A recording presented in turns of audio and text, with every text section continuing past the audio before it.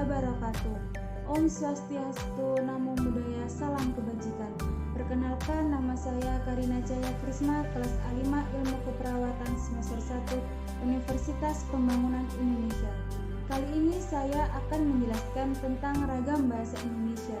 Ragam bahasa adalah variasi bahasa menurut pemakaian yang berbeda-beda, menurut topik yang dibicarakan, menurut hubungan pembicara, kawan bicara, orang yang dibicarakan, serta menurut medium pembicara.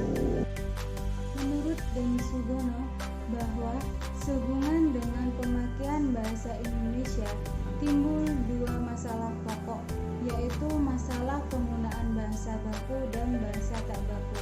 Penggunaan bahasa baku biasanya digunakan dalam situasi resmi, seperti di sekolah, di kantor, atau dalam pertemuan resmi lainnya.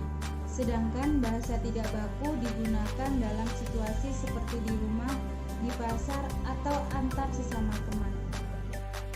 Fungsi bahasa Indonesia dalam kapasitasnya sebagai bahasa nasional yaitu mampu menyatukan ribuan bahasa yang beragam di Indonesia. Sebagai simbol kebanggaan nasional, sebagai simbol identitas nasional, dan menyatukan berbagai kelompok etnis besar yang ada di Indonesia, serta pemersatu antar budaya dan antar region. Macam-macam ragam bahasa. Yang pertama, ragam bahasa Indonesia berdasarkan media, yaitu ragam lisan. Ragam lisan adalah suatu ragam bahasa yang dihasilkan oleh alat ucap. Ciri-ciri ragam lisan yaitu memerlukan orang kedua atau teman bicara. Tergantung situasi, kondisi, ruang, dan waktu, tidak harus memperhatikan unsur gramatikal, hanya perlu intonasi serta bahasa tubuh. Berlangsung cepat, sering dapat berlangsung tanpa alat bantu, kesalahan dapat langsung dikoreksi, dan dapat dibantu dengan gerak tubuh dan mimik wajah serta intonasi. Yang selanjutnya yaitu ragam tulis. Ragam tulis adalah ragam bahasa yang digunakan melalui media tulis.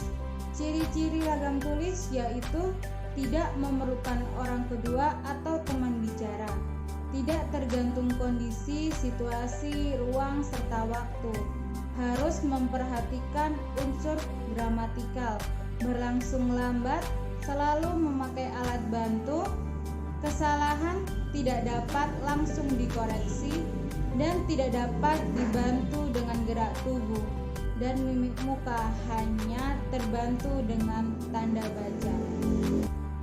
Yang kedua, ragam bahasa Indonesia berdasarkan cara pandang penutur.